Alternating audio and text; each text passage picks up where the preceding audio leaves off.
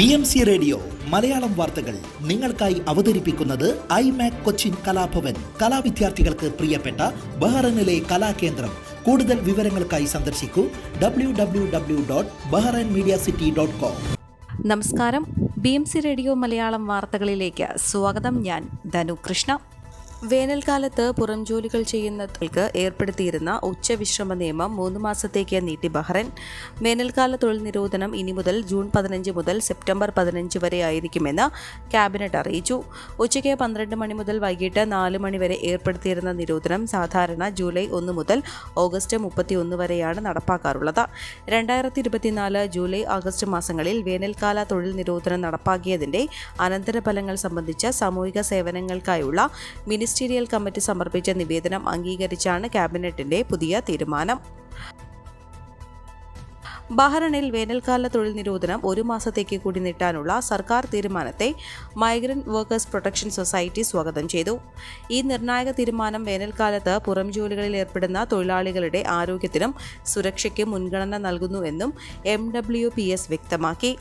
കഴിഞ്ഞ മാസം അവസാനിക്കാനിരിക്കുന്ന തൊഴിൽ നിരോധനം നീട്ടിയ തീരുമാനം താപനില കൂടിയ സാഹചര്യത്തിൽ ചൂടുമായി ബന്ധപ്പെട്ട അസുഖങ്ങൾ തടയാനും ആയിരക്കണക്കിന് തൊഴിലാളികളുടെ ക്ഷേമം സംരക്ഷിക്കാനും സഹായിക്കും. തൊഴിലാളികളുടെ സുരക്ഷയ്ക്ക് മുൻതൂക്കം നൽകുന്ന ഈ തീരുമാനമെടുത്തതിന് സർക്കാരിനെ അഭിനന്ദിക്കുന്നുവെന്ന് Migrant Workers Protection Society chairperson Mona Almoayyed പറഞ്ഞു. വേനൽക്കാല ജോലി സാഹചര്യങ്ങളുമായി ബന്ധപ്പെട്ട അടിയന്തര നടപടിയുടെ ആവശ്യകതയിലേക്കായി MWPS കഴിഞ്ഞ മാസം എക്സ്റ്റെൻഡ് ദ ഷെയ്ഡ് ക്യാമ്പയിൻ ആരംഭിക്കുകയും ചൂടുകാലത്തെ തൊഴിൽ നിരോധനം നീട്ടുന്നത് സംബന്ധിച്ച ബഹ്റൈൻ തൊഴിൽ മന്ത്രിക്ക് നിവേദനം നൽകുകയും ചെയ്തിരുന്നു. കഠിനമായ ചൂടിൽ കുടിയേറ്റ തൊഴിലാളികൾ അഭിമുഖീകരിക്കുന്ന അപകടങ്ങളെക്കുറിച്ച് ക്യാമ്പയിൻ ഫലപ്രദമായി അവബോധം വളർത്തുകയും തൊഴിൽ നിരോധനം നീട്ടാൻ ആവശ്യപ്പെടാൻ ക്യാമ്പയിനിൽ കമ്മ്യൂണിറ്റി അംഗങ്ങളെയും അഭിഭാഷകരെയും മറ്റ് അധികാരികളെയും പങ്കെടുപ്പിച്ചിരുന്നു. ക്യാമ്പയിനിൽ പങ്കെടുക്കുകയും സംഭാവന ചെയ്യുകയും ചെയ്ത എല്ലാവരോടും നന്ദി അറിയിക്കുന്നുവെന്ന് അൽമൊയ്ദ് കൂട്ടിച്ചേർത്തു. കുടിയേറ്റ തൊഴിലാളികൾ നേരിടുന്ന വെല്ലുവിളികളെ അഭിമുഖീകരിക്കുന്നതിനും തൊഴിൽ വിപണിയിൽ സംരക്ഷണവും സുസ്ഥിരതയും ഉറപ്പാക്കുന്നതുമായ പദ്ധതികൾ വികസിപ്പിക്കുന്നതിന് സർക്കാർ ഏജൻസികൾ, തൊഴിലുടമകൾ, മറ്റ് പങ്കാളികൾ എന്നിവരുമായി സഹകരിക്കാൻ തയ്യാറാണെന്നും MWPS അറിയിച്ചു.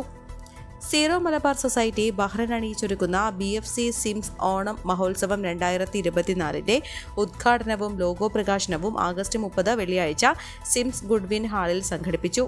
സിംസ് പ്രസിഡന്റ് ഷാജൻ സെബാസ്റ്റ്യൻ അധ്യക്ഷത വഹിച്ച ചടങ്ങിൽ ജനറൽ സെക്രട്ടറി സബിൻ കുര്യാക്കോസ് സ്വാഗതം ആശംസിച്ചു.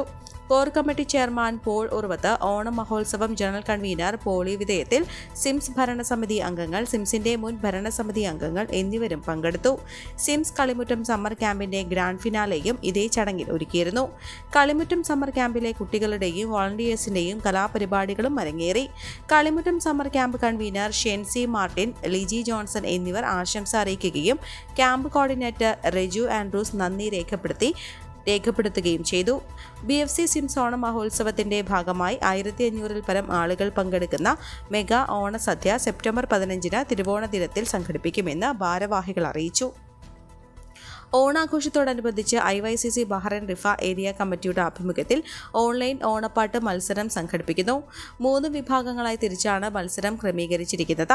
15 വയസ്സിന് മുകളിലുള്ളവർ സീനിയറായും, 10 മുതൽ 15 വരെയുള്ളവർ ജൂനിയറായും, 4 മുതൽ 9 വയസ്സിനിടയിലുള്ളവർ സബ് ജൂനിയറായും ക്രമീകരിക്കപ്പെട്ട മത്സരത്തിലേക്കുള്ള 4 മിനിറ്റിൽ കൂടാത്ത മലയാള ഗാനങ്ങൾ ആലപിച്ച് കരോക്കെ ഉപയോഗിക്കാത്ത നിലയിൽ സെപ്റ്റംബർ 15 രാത്രി 10 മണിക്ക് മുൻപായി 34223949 എന്ന വാട്സ്ആപ്പ് നമ്പറിൽ അയക്കേണ്ടതാണ്. IYCC ബഹ്റൈൻ സോഷ്യൽ മീഡിയ പ്ലാറ്റ്ഫോമിൽ കൂടിയും വിദഗ്ധ ജഡ്ജിംഗ് പാനലിന്റെ വിലയിരുത്തലിൽ കൂടെയുമാണ് വിജയികളെ കണ്ടെത്തുക. വിജയികൾക്ക് ആകർഷകമായ സമ്മാനങ്ങൾ ലഭിക്കുന്നതാണ്.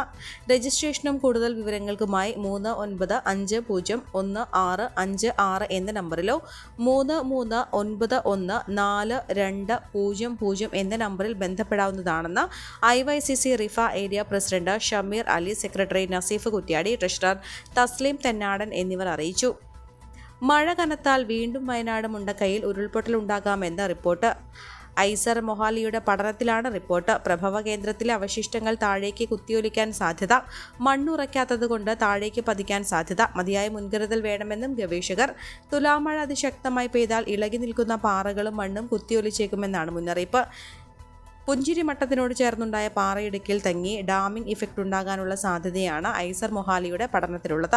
മഴ കനത്താൽ മറ്റൊരു ഉരുൾപൊട്ടലുണ്ടായേക്കാമെന്നും ഐസർ മൊഹാലിയുടെ പഠന റിപ്പോർട്ടിൽ പറയുന്നു. മുണ്ടക്കൈ ചുരൽമല ഉരുൾപൊട്ടലിന്റെ പ്രഹരശേഷി കൂടിയത് ഡാമിംഗ് എഫക്റ്റ് അഥവാ അണക്കെട്ട് പ്രതിഭാസമെന്നാണ് ദുരന്തഭൂമി സന്ദർശിച്ച് പഠിച്ച വിദഗ്ധരെല്ലാം വിലയിരുത്തിയത്. ഒലിച്ചിറങ്ങുന്ന കല്ലും മണ്ണും മരവും പാറയും വാഴയിൽ അടിഞ്ഞുകൂടി വീണ്ടും പൊട്ടിയൊലിക്കുന്നതിനെയാണ് ഡാമിംഗ് എഫക്റ്റ് എന്ന് വിളിക്കുന്നത്.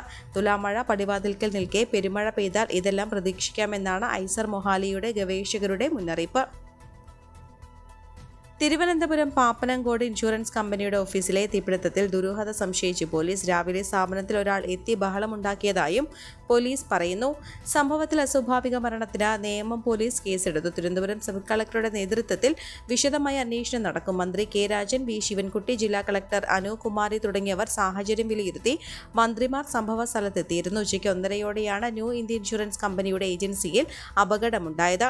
ജീവനക്കാരി ഉൾപ്പെടെ 2 പേരാണ് തീപിടുത്തത്തിൽ മരിച്ചത്. ഒരാളെ തിരിച്ചറിയാൻ കഴിഞ്ഞിട്ടില്ല. ഇരുവരുടെയും ശരീരം കത്തിക്കരിഞ്ഞ നിലയിലാണ് ഓഫീസിൽ നിന്ന് കണ്ടെടുത്തത്. മരിച്ച ജീവനക്കാരി മോലാങ്കോട് സ്വദേശി വൈഷ്ണയെയാണ് തിരിച്ചറിഞ്ഞു. രാവിലെ സ്ഥാപനത്തിലെത്തി ബഹളമുണ്ടാക്കിയത് വൈഷ്ണയുടെ ഭർത്താവെന്നാണ് പോലീസ് സംശയിക്കുന്നത്. വൈഷ്ണയുടെ ഭർത്താവിനായി പോലീസ് അന്വേഷണം ആരംഭിച്ചു. ഇയാളുടെ ഫോൺ സ്വിച്ച് ഓഫ് ആണ്. നേമം പോലീസ് അന്വേഷണം ആരംഭിച്ചു. കേരള ചലച്ചിത്ര അക്കാദമി ചെയർമാനായ നടൻ പ്രേംകുമാറിന് താൽക്കാലിക ചുമതലയാണ് നൽകിയിരിക്കുന്നത്. സാംസ്കാരിക വകുപ്പ് ഉത്തരവിറക്കി. നിലവിൽ അക്കാദമി വൈസ് ചെയർമാനാണ് പ്രേംകുമാർ. ലൈംഗിക അതിക്രമ ആരോപണം നേരിടുന്ന സംവിധായകൻ രഞ്ജിത്ത് ചുമതലയൊഴിഞ്ഞ സാഹചര്യത്തിലാണ് പ്രേംകുമാറിന് ചുമതല നൽകിയത്. യുവനടിയുടെ പരാതിയിൽ നടൻ അലൻസിയറിനെതിരെ ലൈംഗിക അതിക്രമത്തിന് കേസെടുത്തു. എറണാകുളം ചെങ്ങമനാട് പോലീസ് ജാമ്യമില്ലാ വകുപ്പ് പ്രകാരമാണ് കേസെടുത്തത്. 2017 ബംഗളൂരുവിൽ സിനിമാ സെറ്റിൽ വെച്ച് ലൈംഗിക അതിക്രമം കാട്ടിയെന്നാണ് യുവനടിയുടെ പരാതി. കേസ് പ്രത്യേക അന്വേഷണ സംഘം അന്വേഷിക്കും. മോശമായി പെരുമാറിയെന്ന് കാണിച്ച യുവ മാധ്യമ പ്രവർത്തക നൽകിയ പരാതിയിലും അലൻസിയറിനെതിരെ കേസെടുത്തിരുന്നു. ഈ വാർത്തയോടുകൂടെ BMC റേഡിയോ മലയാളം വാർത്തകൾ സമാപിക്കുന്നു. നന്ദി, നമസ്കാരം.